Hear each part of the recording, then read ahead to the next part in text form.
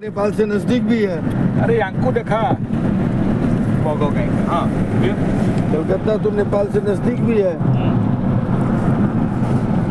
ना।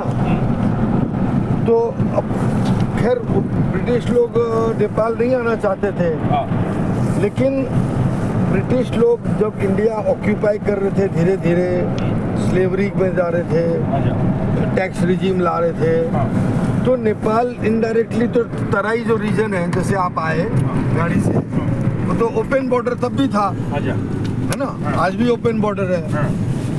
तो ब्रिटिश लोग को बहुत चीज ऐसे समझ में नहीं आता था कि ये नेपाल है ना। तो कभी कैंप बना लिया, कभी कुछ कर लिया, तो कभी कभी वो लोग हट जाते थे, कभी कभी यहाँ से लकड़ी काट के ले गए। तो नेपाल का भी गवर्नेंस तो नहीं था पूरा बाउंड्री वाइज, तो वह खुला हिसाब से था। ये सब कब चेंज हुआ? पृथ्वीनारायण शाह ने जब नेपाल को एक कर दिया, उसके बाद उसके जो बच्चे लोग धीरे धीरे राजा बनते गए, और नेपाल को तो हिमालय ने भी बचाया। नेपाल का वेदर भी है जो ब्रिटिश लोग को सूटेबल नहीं था, है ना। ठंडा तो ब्रिटिश में ठंडा है, यहाँ भी ठंडा है। नहीं, वैसा नहीं, वो लोग तो इधर आ ही नहीं सकता था ना। पहाड़ के वजह से, या उन लोग को मतलब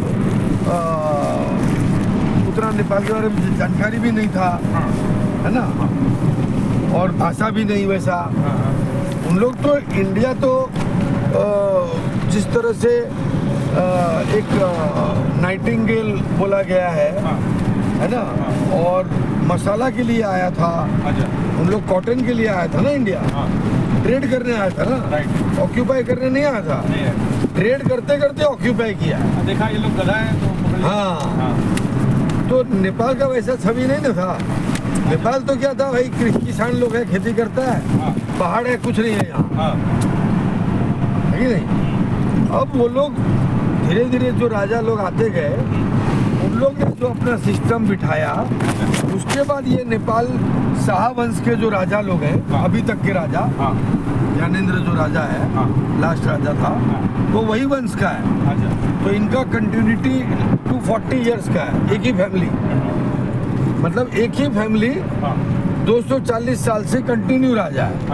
अब 260 बोलिए ना, है ना, ये माना गया है। तो सब राजा इसी के वंशज हैं। अब यहाँ क्या राणा काल भी लगा, राजा को राणा लोगों ने बंद कर दिया, फिर उन लोग पीएम बन के चलाए। राजा को बंद करके बोल दिया कि तुम राजा है लेकिन चलाएंगे देश हम, ऐसा भी हुआ। तो राजा को पॉलिटिकल पार्टी का सपोर्ट भी चाहिए था फ्री होने में, राणा काल हटाने के लिए। तो जब ये तो रिसेंट है, मतलब 50-60 साल 100 साल पहले का, लेकिन मेरा ये बोलना है कि जब ब्रिटिश लोग इंडिया में धीरे धीरे पकड़ बढ़ाते गए, और इधर नेपाल क्या है, शाह वंश का राजा आते गए, है ना, उस तरह से नेपाल जो है बचा हुआ रह गया। लेकिन एक स्टेज ऐसा आया जब इंडिया आज़ाद होने वाला था, तो हम बोले ना ओपन बॉर्डर के चलते घुस जाता था। तो नेपाल का तराई का जो भाग है ना, ये बॉर्डर जोगबनी वाला, जोगबनी है और भी एरिया है यूपी तरफ का, सॉरी जोगबनी नहीं, यूपी तरफ का बॉर्डर, वो कई भाग इंडिया ने ले लिया था। जैसे समझिए ना, फॉर एग्जांपल 5 डिस्ट्रिक्ट है ना, 5 या 6 इंडिया ने ले लिया था। मतलब इंडिया यूज कर रहा था ब्रिटिश इंडिया, और देहरादून वगैरह भी हम लोग का था। तो धीरे धीरे क्या हुआ, ये 5 गांव वापस कर दिया ब्रिटिश ने, है ना, और वो ऊपर का ले लिया, समझे। और हम लोग का एक बहुत पहाड़ में हाइट में है China border, China India Nepal का कॉर्नर है, लिपू लेक बोलता है उसको, आप सुने होंगे।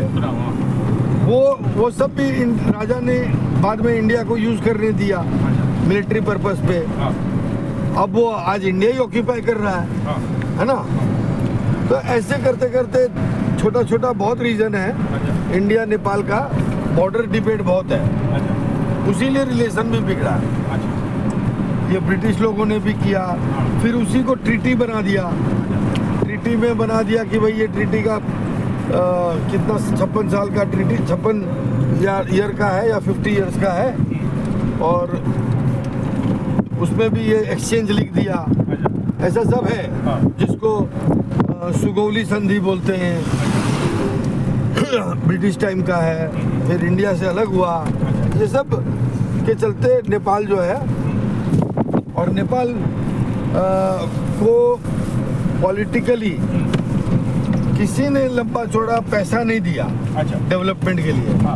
अमेरिका, यूके, किसी ने, उन लोग ने नेपाल मांगा भी नहीं, क्योंकि राजा था, वो कैसे हाथ फैलाएगा, है ना। तो नेपाल का डेवलपमेंट भी इनडायरेक्टली ह्यूमैनिटेरियन ग्राउंड्स पे या ग्लोबलाइजेशन कारण से पीछे रह गया। राजा अपने हिसाब से जो कर सकता था करता था। अब इंडिया भी तो ब्रिटिश से निकला है, उसको खुद डेवलप होना है ना।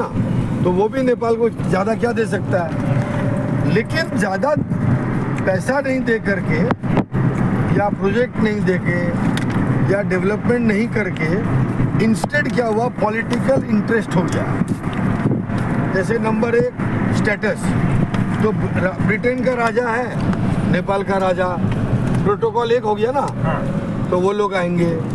फिर एक बार कैनेडी या वो आया नेपाल घूमने,